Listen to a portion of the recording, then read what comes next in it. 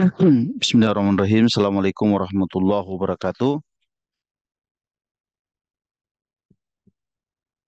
Alhamdulillahirabbil alamin. Wassalatu wassalamu ala Rasulillah wa ala alihi wa ashabihi wa man sara ala nahjihi ila yaumil qiyamati wa ba'd. Bapak dan Ibu sekalian, alhamdulillah pada subuh hari ini kita kembali bisa hadir di masjid kita, Masjid Syuhada, untuk subuh berjamaah. Insyaallah kehadiran kita semua uh, akan menjadi salah satu bagian amal soleh kita yang diterima Allah Subhanahu wa taala.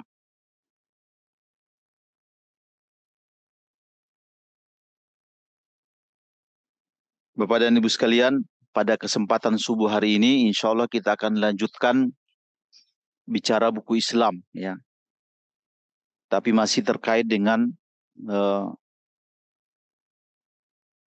diskusi tentang alam barzakh, berdasarkan informasi dari Al-Quran dan hadis-hadis yang valid, ya, dan pembicaraan para ulama tentang itu. Di pertemuan sebelumnya kita sudah,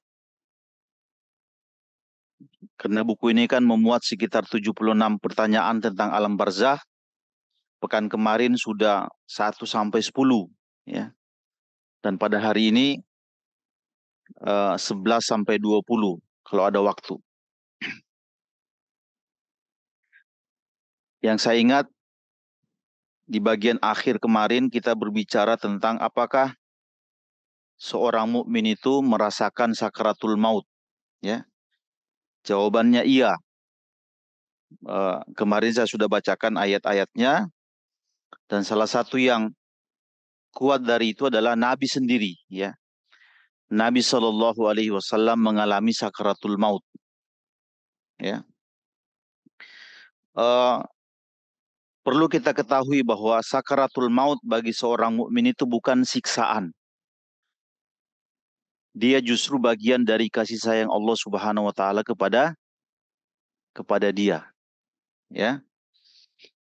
Karena itu Aisyah pernah berkata, ya, Aisyah istri Nabi, yang Aisyah ini pernah berkata, Nabi itu wafat di antara paru-paru saya dan leher saya, ya, menghembuskan nafas terakhirnya di situ.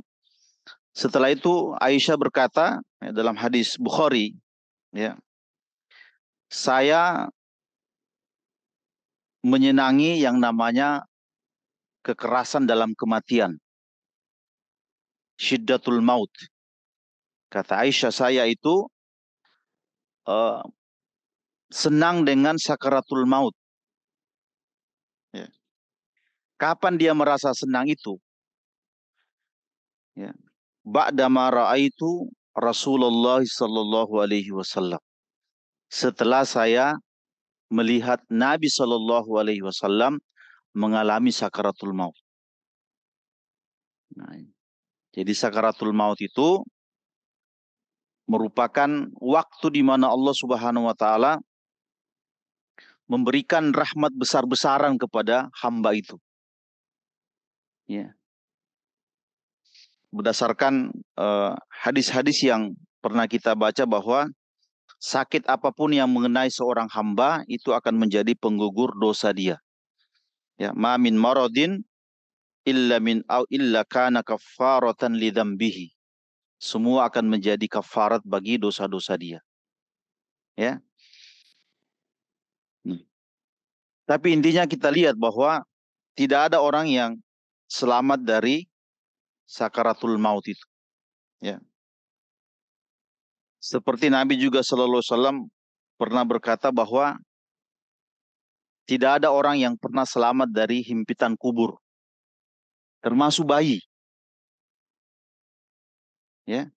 Kata Nabi, sekiranya ada orang yang bisa selamat dari himpitan kubur itu, maka bayi ini bisa selamat, ya. Suatu hari Nabi dalam hadis yang sahih, suatu hari Nabi SAW pernah mengunjungi makam dari Sa'ad Sa'ad bin Mu'adz, yang Bapak tahu informasinya ketika dia meninggal, arsy itu bergerak. Arsyur Rahman itu bergerak. Ya. Tapi kata Nabi Shallallahu Alaihi Wasallam, lau tadayaka ala hadzal abdi soleh qabrahu hatta farrajallahu anhu. Bahwa pemilik kuburan ini, maksudnya Sa'ad bin Mu'adz itu, tetap mengalami himpitan. Padahal ketika dia meninggal, itu arsy bergoyang.